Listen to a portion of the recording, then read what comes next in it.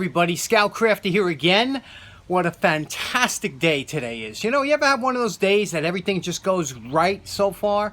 Well, I got up this morning and the mail came, and look what came. Joe's Shop hooked me up with swag, bunch of stickers, bunch of stuff. He was hooked up from a good friend of the show, Brian McGuire. So everything's going great so far. Then I got the parts for my air conditioner. And I crossed my fingers, I took out the soldering iron, put it in, and I got AC. It can't be better. And it's not a bad day, actually. It's pretty nice out, but it's nice to have AC and keep the humidity down. So we got a couple projects I want to do today, some tool restorations, and thanks to Joe. If you haven't been by his channel, go check it out. But he's an inspiration for all of us. And let's get downstairs and get started. Okay, so I went upstairs. I was looking into the boxes. You know, sometimes you just got to see what you feel like doing, you know. Can't do much with painting today because of the high humidity. But look at this. Look at this twin bulldog here. This one I picked up, and I think it was Jacktown, and it was just so cheap, and it's in such good I don't think this thing was ever used. Look, you know, not that I'm crazy about this style of alligator wrench as far as using them. I just like the way they look, and especially this one. It just has such nice lines. Obviously, it's a Williams.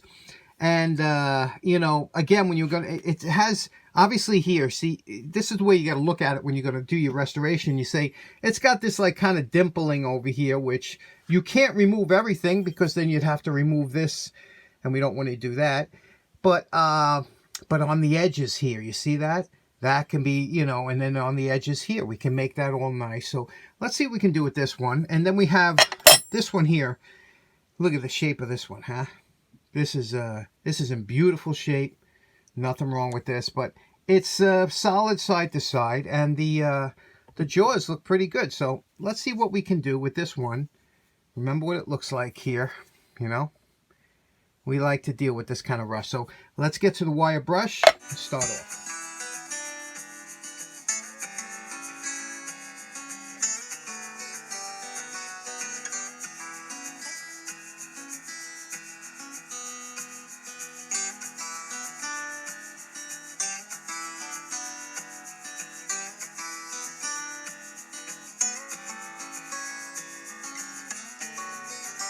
Okay, here we are at a post-wire brush evaluation. We found a few flaws.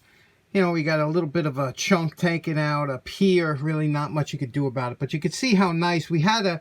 Now, if you're going to leave this dimpling in here, it's imperative that you go back and forth with the wire brush at different angles, because you have to make it look factory, you know, that it's nice. You don't want to just hit it one way because it never really glistens. It doesn't look right.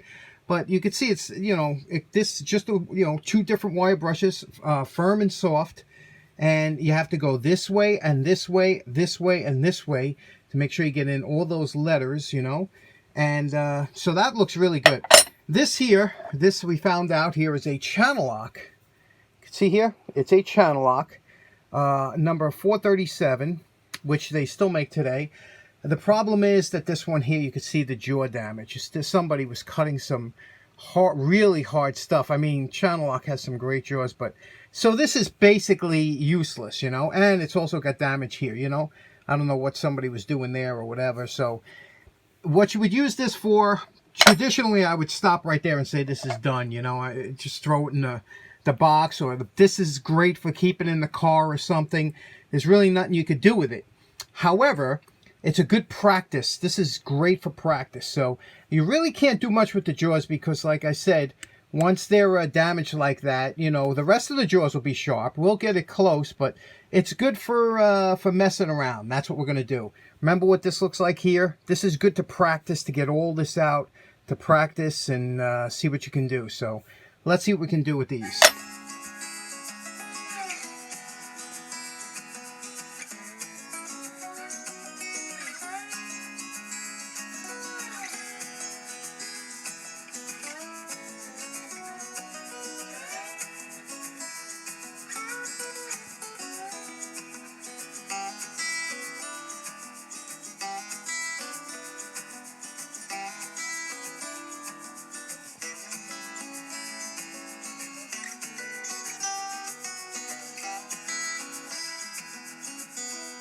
Okay, quick update on the air conditioner. Like I said, the parts came. It was I bought some varistas on eBay from Florida, and I also got a couple fuses and put them in, and everything's working great. So don't be afraid to open up that panel as a last resort before you throw it away, because it's an easy fix.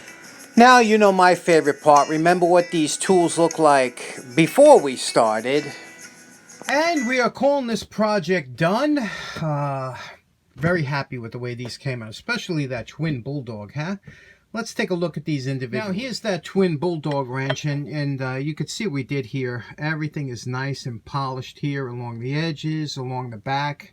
See all them forge marks. I mean, this wrench feels so nice now in the hands. Every bit of a forge casting marks are gone now. Polished out the sides here. The jaws were great to begin with. They were untouched. Like I said, this wrench is pretty close to never being used. Did this in a black, and you baked it on the furnace so that it really shows. It's just came out really beautiful. You could see here. And then obviously took the paint off the letters. Did a little Scout Crafter red in the Williams insignia. And this came out really nice. Isn't that pretty? And it's very classic looking. So we did that. And let's take a look at the channel. Now, the channel locks here. Now, again, this is very important. If you're going to buy any kind of diagonal pliers, and you can see here, we had some fun with this. But if you're going to buy any kind of diagonal pliers, the first thing you look at is the jaws. And you hold them up to some light. And if you could see light through here, put them down. If you see the jaws are damaged, put them down. Just walk away, because they're not worth it. These are they're considered consumable items. You know, when these dull, you're supposed to toss them away. They're less than $20 for a new pair, so why not, indulge? Don't mess around with dull cutters or trying to sharpen them. That if they've been damaged, you can touch them up, but you really can't do anything with damaged jaws. So the only thing these were good for, these were a couple dollars, but they were good for practice, and that's just what we did. We took these out, we made it really, took, like I said, how nice we did it. On the top here, you can see the channel lock. There's always those little dings that you can't get out if you want to save the letters. So, we want to save the letters. This is the 437. It's an older model, but we were able to keep some of the jaws to work, and I'll show you what I mean. Now, again, if you're going to use these for the car or something like that to carry, they're fine, because what you have to remember is every cutter usually has what they call a sweet spot. So if you're going to cut something like copper wire, we bring it down to the bottom here, and you could see that cuts it fine. Now, if you want to cut something like stranded wire, like this, stranded wire is always harder to cut. Then we have to move up to the tip here, because that's the sweet spot in this cutter.